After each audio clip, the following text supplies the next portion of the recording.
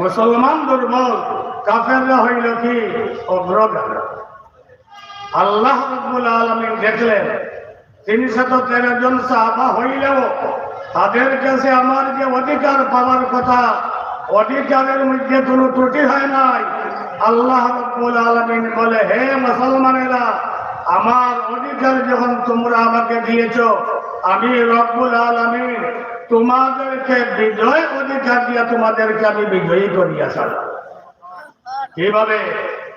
আল্লাহর নবী যখন বদর প্রান্তে আসলেন, আসার পরে যখন দেখলেন মুসলমানরা দুর্বল, আল্লাহর নবী এইভাবে হাত উঠাইয়া আল্লাহর কাছে এক দোয়া করলেন।